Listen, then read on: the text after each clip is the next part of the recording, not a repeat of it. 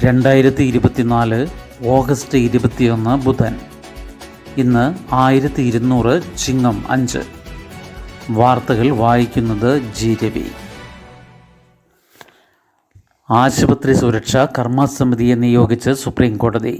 കൊൽക്കത്ത കേസിൽ ബംഗാൾ സർക്കാരിനും പോലീസിനും രൂക്ഷ വിമർശനം. കൊൽക്കത്ത ആശുപത്രി സുരക്ഷാ ചുമതല CISFന്.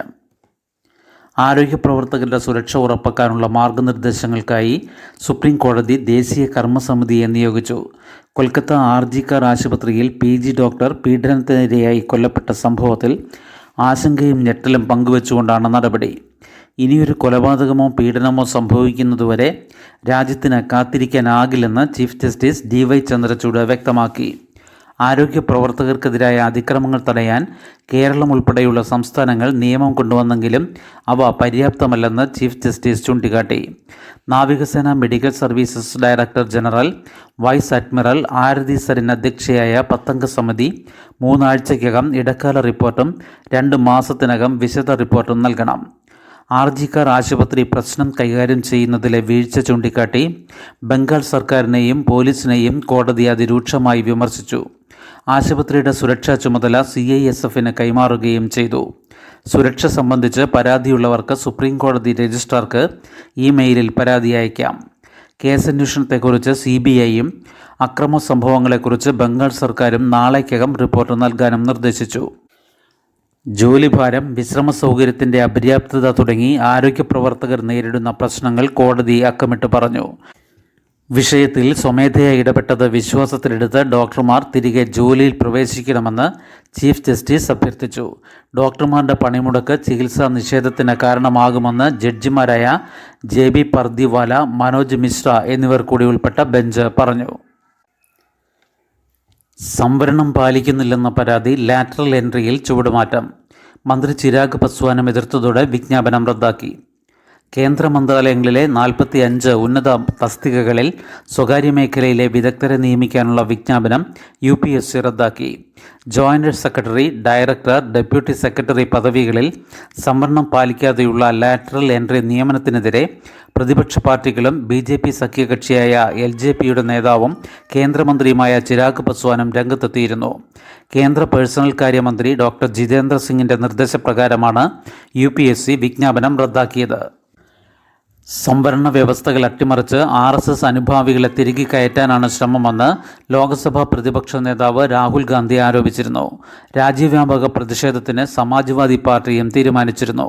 തുല്യത, സാമൂഹിക നീതി എന്നീ ഭരണഘടനാ തത്വങ്ങൾ പാലിച്ച് ലാറ്ററൽ എൻട്രി നിയമനം നടത്താവൂ എന്നാണ് പ്രധാനമന്ത്രിയുടെ നിലപാടെന്നും സംവരണം പാലിക്കപ്പെടേണ്ടതുണ്ടെന്നും മന്ത്രി ജിതേന്ദ്ര സിംഗിൻ്റെ കത്തിൽ പറയുന്നു. സംവരണ വ്യവസ്ഥകൾ പാലിച്ച് പുതിയ ലാറ്ററൽ എൻട്രി വിജ്ഞാപനത്തിനാണ് സർക്കാരിൻ്റെ നീക്കമെന്ന് സൂചനയുണ്ട്. ഹേമ കമ്മിറ്റി റിപ്പോർട്ട് കേസെടുക്കാൻ ശുപാർശയില്ല, പരാതി തന്നാൽ ഇടപെടുമെന്ന് മുഖ്യമന്ത്രി. സിനിമയിലെ സ്ത്രീകൾ നേരിടുന്ന ചൂഷണം സംബന്ധിച്ച് ജസ്റ്റിസ് ഹേമ കമ്മിറ്റി റിപ്പോർട്ടിൽ സർക്കാരിന് പൂഴ്ത്തിവെക്കാൻ ഒന്നുമില്ലെന്ന് മുഖ്യമന്ത്രി പിണറായി വിജയൻ വ്യക്തമാക്കി. കമ്മിറ്റിക്ക് മുൻപിൽ നടത്തിയത് രഹസ്യ വെളിപ്പെടുത്തലുകളായതിനാലും പലരുടെയും സ്വകാര്യതയെ ബാധിക്കുന്ന പരാമർശമുള്ളതിനാലും പുറത്തുവിടാൻ പാടില്ലെന്ന് ജസ്റ്റിസ് ഹേമ സർക്കാരിന് കത്തു നൽകിയിരുന്നു. വിവരാവകാശ പ്രകാരവും നൽകാൻ പാടില്ലെന്ന് മുഖ്യ വിവരാവകാശ കമ്മീഷണർ ഉത്തരവിട്ടിരുന്നു. ഇക്കാരണങ്ങളാൽ തന്നെ വനിതാ കമ്മീഷന്റെ നിർദ്ദേശപ്രകാരം സംസ്ഥാന പോലീസ് മേധാവി റിപ്പോർട്ട് ആവശ്യപ്പെട്ടപ്പോൾ രഹസ്യാത്മകത സൂക്ഷിക്കണമെന്ന് അഭ്യർത്ഥിച്ചാണ് സാംസ്കാരിക വകുപ്പ് റിപ്പോർട്ട് കൈമാറിയത്. രഹസ്യമായി സൂക്ഷിക്കണമെന്ന് ആവർത്തിച്ച് ആവശ്യപ്പെടുന്ന രേഖയാണ് പോലീസിന് ലഭിച്ചത്. ഏതെങ്കിലും വിഷയത്തിൽ കേസെടുത്ത് അന്വേഷിക്കണമെന്ന് ഹേമ കമ്മിറ്റി ശുപാർശ നൽകിയിട്ടുമില്ല. റിപ്പോർട്ടിൻ്റെ അടിസ്ഥാനത്തിൽ സർക്കാരിന് ചെയ്യാൻ കഴിയുന്നതെല്ലാം ചെയ്തിട്ടുണ്ട്. കമ്മിറ്റിക്ക് മൊഴി നൽകിയ ഏതെങ്കിലും വനിത പരാതിയുമായി മുന്നോട്ട് വന്നാൽ ഇടപെടലുണ്ടാകും. കുറ്റം ചെയ്തിട്ടുണ്ടെങ്കിൽ എത്ര ഉന്നതനെയും നിയമത്തിൻ്റെ മുന്നിലെത്തിക്കും.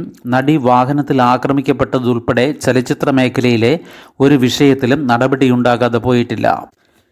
94 വർഷമായി നിലനിൽക്കുന്ന മലയാള സിനിമാ മേഖലയെ ചിലർക്കുണ്ടായ തിക്താനുഭവം വെച്ച് വിലയിരുത്താൻ പാടില്ല.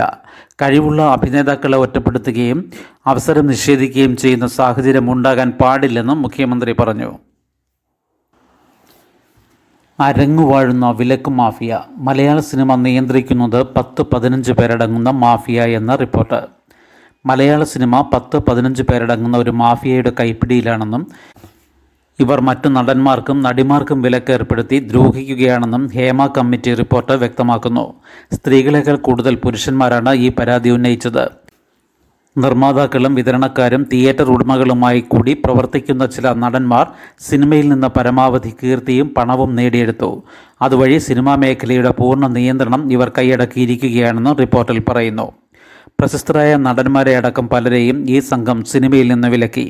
ഈ പവർ ഗ്രൂപ്പിനെതിരെ ആരെങ്കിലും പറയുകയോ പ്രവർത്തിക്കുകയോ ചെയ്താൽ അവരെ വിലക്കുകയും ഉപദ്രവിക്കുകയും ചെയ്യും.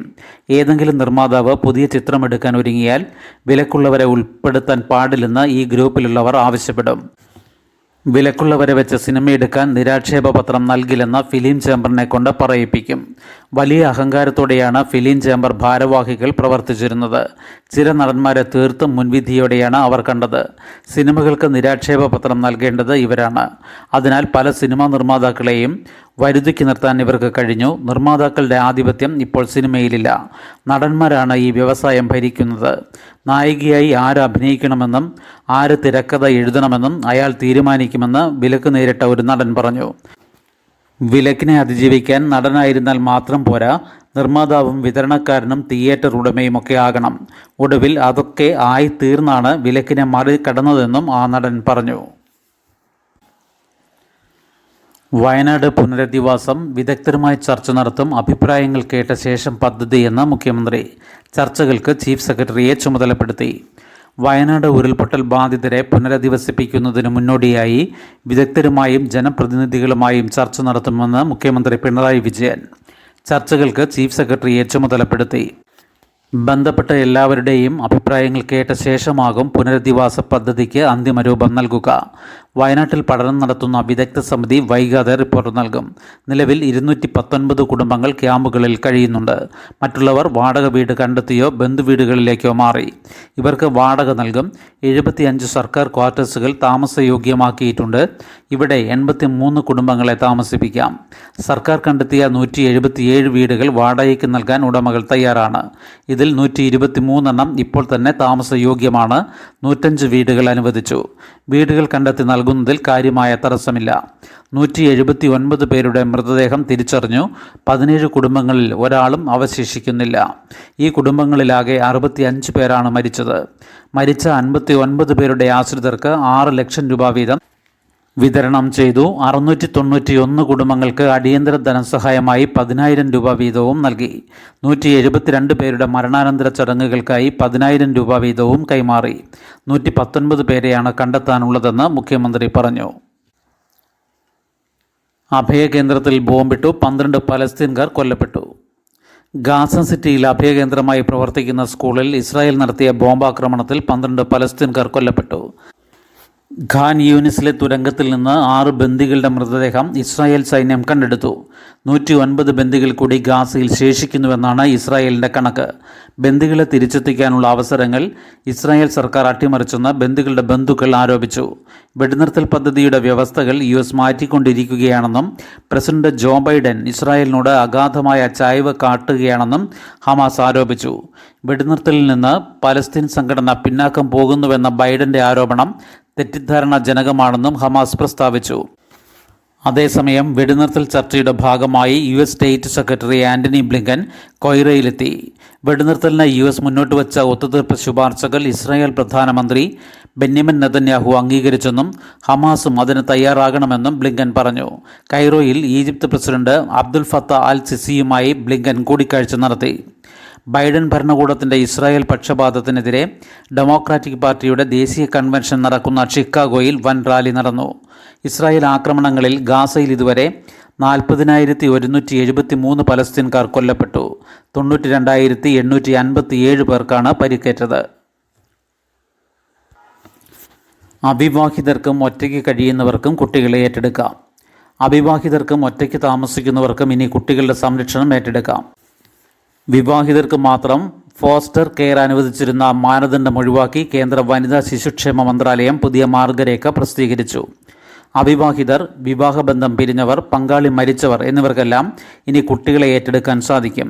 ഒറ്റയ്ക്ക് കഴിയുന്ന സ്ത്രീകൾക്ക് ഏത് ലിംഗത്തിലുമുള്ള കുട്ടികളെ ഏറ്റെടുക്കാമെങ്കിൽ പുരുഷന് ആൺകുട്ടികളെ മാത്രമേ ഏറ്റെടുക്കാനാകൂ. ഫോസ്റ്റർ കെയറിലുള്ള കുട്ടികളെ 2 വർഷത്തിനു ശേഷം ദത്തെടുക്കാനും സാധിക്കും. മുൻപ് 5 വർഷത്തിനു ശേഷമാണ് ദത്തെടുക്കൽ അനുവദിച്ചിരുന്നത്. ശിശു സംരക്ഷണ കേന്ദ്രങ്ങളിൽ ഉൾപ്പെടെ കഴിയുന്ന 6 വയസ്സിന് മുകളിലുള്ള കുട്ടികളെ ഏറ്റെടുക്കാം. ഫോസ്റ്റർ കെയറിന് 1 വർഷമാണ് കുറഞ്ഞ കാലാവധി. ദമ്പതികളാണ് കുട്ടികളെ ഏറ്റെടുക്കുന്നത് എങ്കിൽ ഇരുവരും ഇന്ത്യക്കാരായിരിക്കണം. കുറഞ്ഞത് 2 വർഷമെങ്കിലും സന്തുഷ്ട ദാമ്പത്യം നയിക്കുന്നവരാകണം. മുൻപ് ഈ വ്യവസ്ഥ ഉണ്ടായിരുന്നില്ല. ശുഭദിനം. നന്ദി.